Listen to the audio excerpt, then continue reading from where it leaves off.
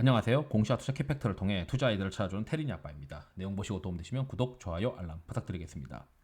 이 IBK 퀀트 보고서 리뷰 2부를 할 텐데 우선 고민했던 거는 리뷰를 어떻게 할까라는 고민을 많이 했어요. 그래서 자료를 자세하게 읽어준다? 사실 뭐 자료를 다 각자가 읽어보면 되는 건데 굳이 제가 그걸 읽어주는 거는 좀 아닌 것 같고 어떤 부분들을 좀 중점을 해서 우리가 이제 이걸 어떻게 받아들이면 좋은지에 대해서 좀 얘기를 해드리는 게 맞지 않나 이렇게 생각이 들었습니다.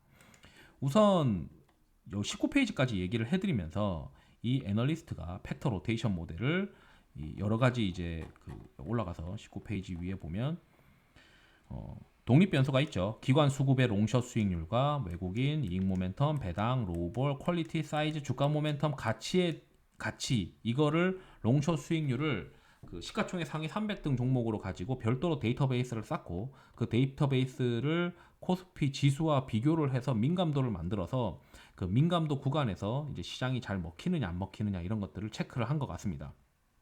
그래서 이익 모멘텀의 어떤 팩터가 0 이하인 구간에서는 이 시장이 어렵다는 거죠. 그래서 0 이상에서는 성과가 그래도 좀 잘 난다라고 우리가 해석을 할 수가 있는데 뭐 이런 것들을 이제 구간별로 시장을 다 연구를 한 겁니다. 그리고 나서 이제 우리가 이제 받아들이는 거. 우리가 이 모델을 만들 수는 없잖아. 그리고 이 모델의 어떤 결정 트리를 잘 설명을 해놨고, 그렇다면 이 결정 트리, 의사결정 트리에서 우리가 가져갈 수 있는 게 뭘까라는 걸 고민을 해야 되는데, 일단 팩터 로테이션 모델이든 아니면 단순 멀티팩터 모델이든 여기서의 그 일단 모델의 차이가 뭐냐면 단순 멀티팩터 모델은 과거에 이게 통했으니까 앞으로도 되지 않겠어라고 투자하는 거고 이 팩터 로테이션 모델은 이러한 이익 모멘텀 팩터가 이런 조건들을 통과를 했을 때 이번 달에 통할 거다라고 하는 거라서 지난달에 있었던 변화를 다 체크를 하고 투자하는 거니까 야구로 치면은 이제 공을 끝까지 보고 치는 거랑 좀 비슷하죠. 그런데 이제 여기서 보게 되면 우리가 이제 투자를 할 때 일반적인 개인 투자자들이 주식형 펀드 설정 원본 그리고 순자산 MOM 증가율 이런 걸 체크하시는 분들이 거의 없어요. 그런데 이게 꽤 중요할 수도 있다라고 이제 이 투자자가 이제 퀀트 애널리스트가 이야기를 하는 것입니다. 그러니까 이런 거죠. 최근에 1월 달에 우리가 조정이 나왔어요. 그런데 그 여기 이제 애널리스트의 맨 뒤에 보면은 12월에 그 설정 원본이 증가했다라고 얘기가 되어 있어요.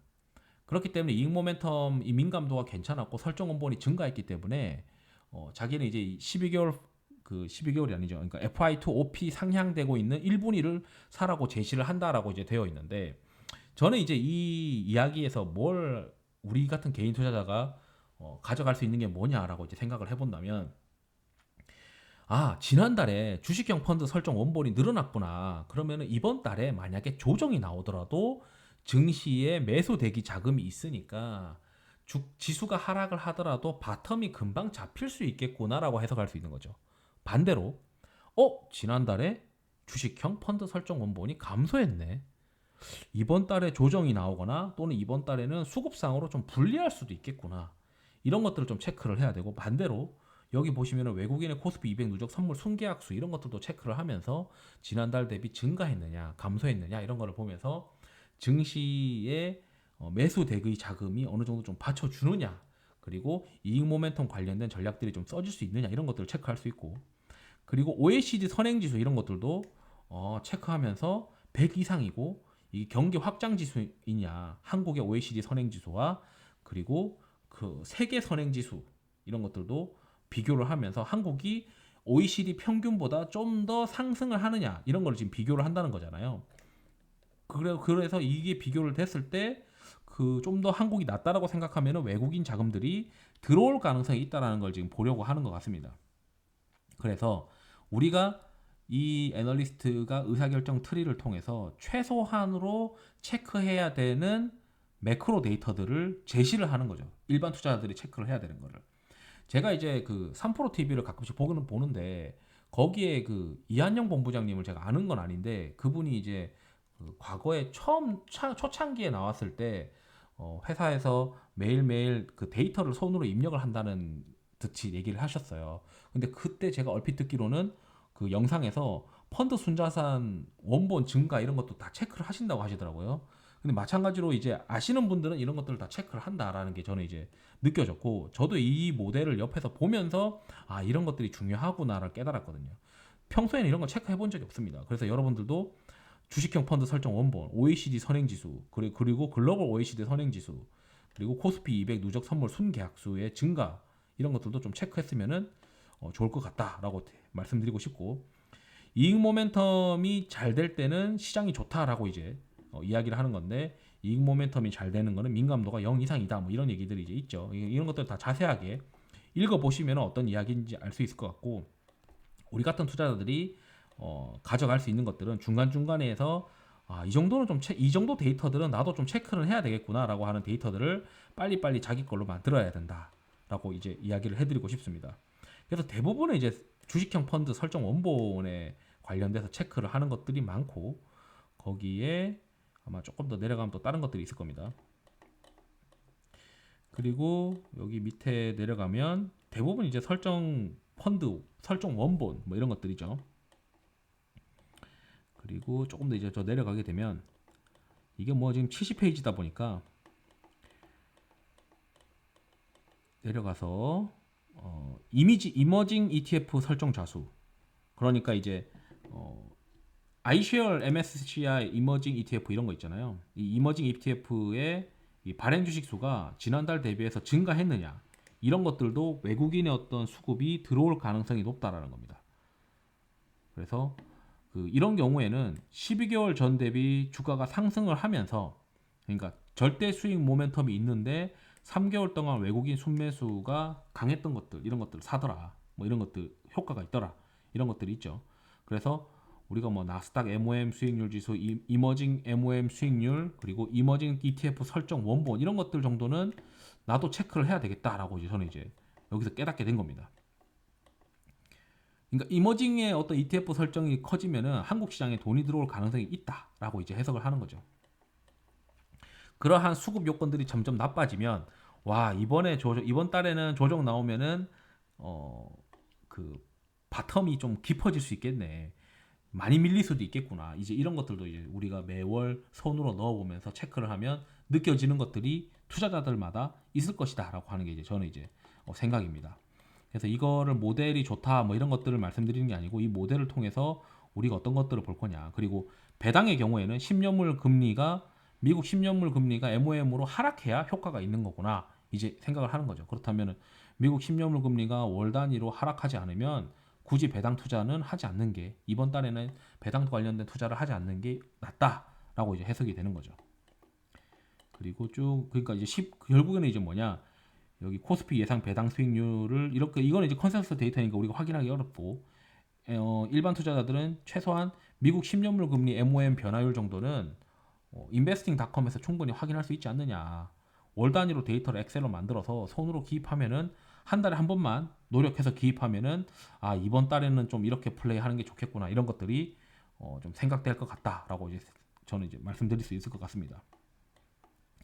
그리고 여기서 코스피가 로볼 민감도가 이렇게 있다면, 이제 1개월 동안 개인 순매수가 많으냐, 지난달에 개인 순매수가 많았다면 주가가 많이 뛰는 것들이 어떻게 따라붙어야 되는 시장이 형성될 수 있다는 거죠. 그러니까 개인 투자자들은 주가 모멘텀에 대해서 이제 시장에서 민감하게 생각을 하는데, 개인 투자자들이 돈이 많이 이제 시장에 들어왔다는 거는 요걸로 이제 체크할 수가 있겠죠. 이게 만약에 많이 들어왔다면은 이런 것들도 좀 체크할 수 있고, 코스피의 1개월 동안 누적 개인 순매수가 어떤지 이런 것들도 체크할 수 있고, 체크하실 수 충분히 있을 거고, HTS 있잖아요. 그리고 또 이제 어떤 모델이 있는지 보면 MSCI 이머징 지수도 여전히 체크하는 거. 그러니까 이거 반복되는 것들이 많아요. 그래서 본인도 이제 저 개인적으로도 체크하지 않고 있었던 자료들을 월 단위로는 충분히 좀 체크를 해야 될 것 같다. 아쉽게도 이제 소형주 관련해서는 우리가 체크할 수 있는 게 없더라고요. 그리고 소형주는 좀 제끼고, 그래서 매크로 관련된 데이터들은 몇 개는 좀 체크할 수 있는 것들이 있는 것 같다. 이게 M2 중가율은 좀 체크하기 좀 힘들어요. M2 중가율은 체크하기 힘들고, 그리고 주가 모멘텀에서도 이거는 이제 좀 체크하기 힘들죠. 일단 주가 모멘텀이라고 하는 게 오르는 거 따라 사는 거. 우리가 오르는 거 따라 사는 걸 좋아하시는 투자자들이 좀 있어요. 일단 그런 투자자들은 최소한 이 코스피가 지난달 대비 수익률이 상승했을 때 생각을 해봐야 된다는 거죠. 그러니까 뭐, 야, 이거 주가 오른다고 막 군집 현상 일어나가지고 이쪽이 주도 업종이야 생각해서 막 투자하는 게 시장이 형성이 돼요. 그게 이제 뭐 메타버스든 뭐 이런 시장들이 있었을 거 아니에요?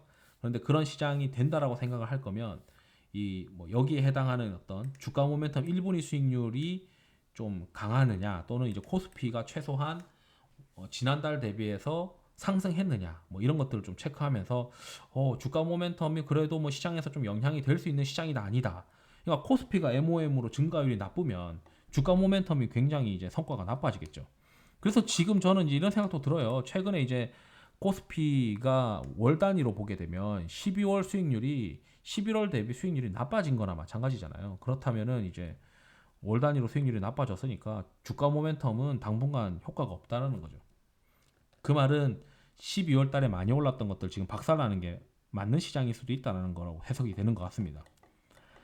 그리고 이제 쭉 내려가서 보면 이제 가치 투자자들이 이제 하는 건데 우리가 일반적으로 생각하는 가치 투자는 그 저평가되어 있는 거가 어떤 변화를 통해서 재평가되는 거를 베팅을 하는 거고 여기서는 이제 순수 가치 투자를 이제 하는 거니까 이 민감도를 다 체크를 해야 돼요. 가치 투자는 민감도가 높아질 때, 그러니까 가치 투자의 민감도가 높아졌으니까 그 가치 투자를 따라하는 게 아니고 가치 투자라는 게 결국에는 이제 락바텀이 어느 정도 있는 주식들이니까 민감도가 낮아졌다는 거는 가치 투자가 버려졌을 때 역발상으로 투자해라라고 하는 게 결국 이 팩터 모듈의 핵심인데 그걸 이제 투자를 할 때도 가치 투자가 약화됐을 때 투자하는 거를 많이 빠진 거, 3년 동안 많이 빠진 거를 사라라는 거 하는 거죠. 그래서 이제 뭐 제약 바이오도 이렇게 종종 반등을 하는 이유가 어찌 보면은 가치 투자자의 어떤 민감도가 낮아졌을 때, 민감도가 좀 MOM으로 떨어졌을 때, 뒤통수, 빈지털이, 뒤통수, 빈지털이 같은 어떤 형태들이 종종 나타나는 거다. 그렇게 이제 해석을 할 수 있지 않나. 그렇게 저는 이제 이렇게 생각을 합니다. 그게 이제 이번 바이오도 뭐 말로는 이제 1월 달에 있을 뭐 JP 모건 헬스케어 때문이다라고 이제 이야기를 하는데 작년 12월에 이제 그렇게 반등을 했던 것도 이런 이제 그 가치주가 MOM으로 민감도가 감소했던 상황에서 빈집털이가 발생한 거다. 그래서 이러한 빈집털이에 대한 로직을 이렇게 만들어 놓은 거죠. 근데 여기서는 이제 우리가 뭐 이제 이번 시장에서는 빈집털이를 해야겠어 이런 것들 좀 체크하기 좀 어렵지 않나 이렇게 생각이 듭니다. 그리고 쭉 이제 보면 이 리스크 페리티가 있어요. 리스크 페리티가 이제 레이 달리오의 사계절 포트폴리오를 기반으로 해서 만들 이야기를 하는 건데 사계절 포트폴리오가 인덱스가 전월 대비 이제 상승했을 때 그래서 이제 우리가 뭐 가치주를 역모멘텀 그러니까 빈집털이를 이번 달에는 좀 어쩌면 빈집털이가 좀 될 것 같아라고 이제 해석을 한다면 이 민감도를 우리가 계산할 수 없지만 이 S&P 10%의 타켓 리스크 페리티 인덱스가 전월 대비 인덱스의 어떤 지수가 상승을 했느냐? 그럼 상승을 했다면은 가치주가 그래도 좀 성과가 날 수도 있겠구나. 그렇다면은 많이 빠진 것도 내 포트폴리오에 좀 담아야 하는 시장이 있을 수 있겠구나. 뭐 이런 식으로 좀 간단하게라도 우리가 받아들일 수 있지 않나 이렇게 생각이 듭니다.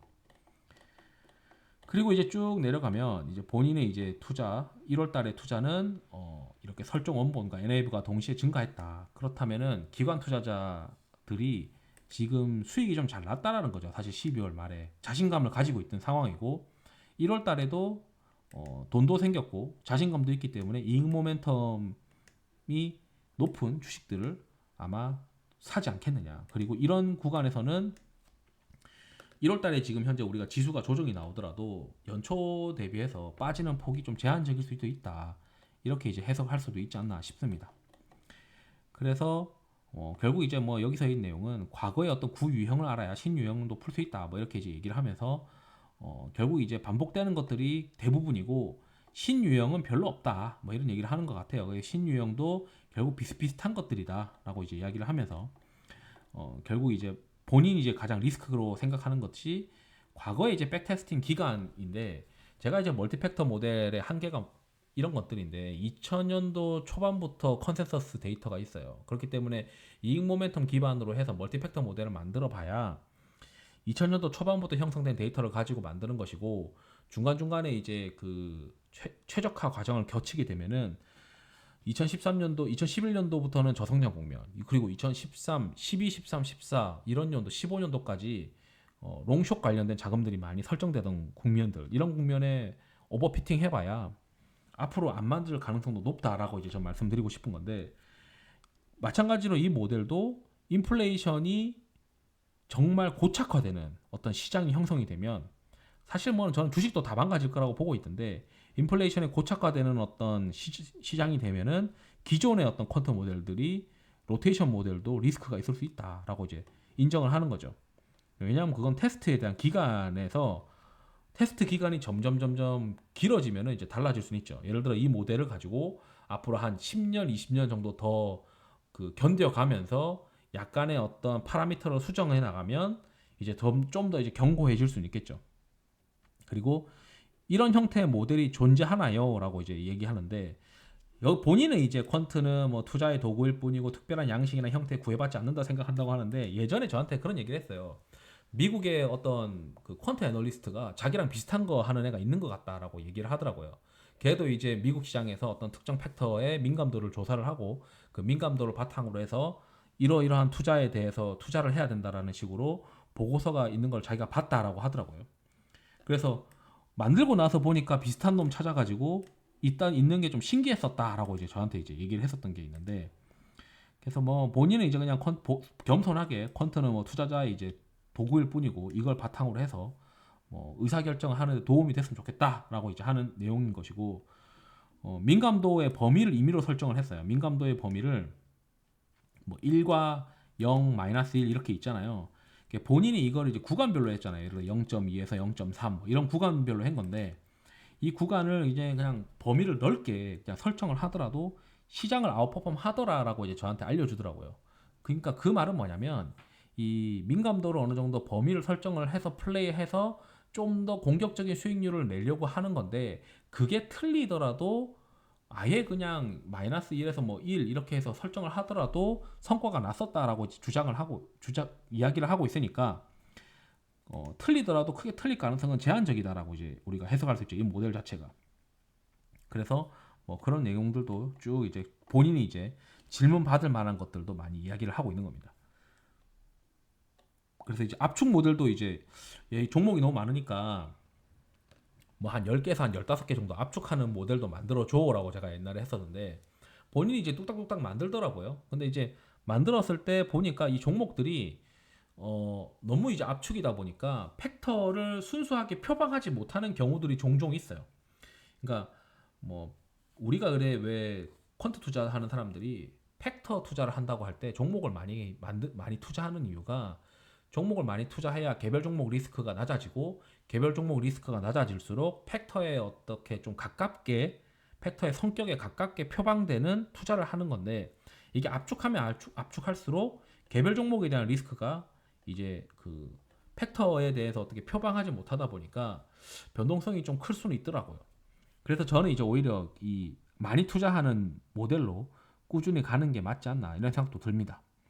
그래서 여기 이제 뭐 다 읽어드릴 수는 없지만, 우리가 이제 여기 있는 데이터들 중에서 나도 이제 이런 데이터들은 좀 체크를 해야겠다. 뭐 설정 원본이나 선물 순계약이나 이머징 관련된 데이터나 리스크 패리티 데이터나 이런 것들은 월 단위로는 나도 관리를 해야 되겠다라고 이제 결심을 하게 해주는 그런 보고서였다라고 이제 마무리 짓고, 이러한 이제 리뷰 내용에서 자세하게 이제 언급 안 했던 것들을 한 번씩 읽어 보시면은 도움이 되실 것 같습니다. 그래서 이거 보시면서 중간중간에 이제 내가 평소에 관리하지 않는 이러한 중요한 이러한 데이터들도 한번 체크를 하시면은 좋을 것 같습니다. 이상으로 영상을 마치도록 하겠습니다. 투자에 도움이 되시길 바랍니다. 감사합니다.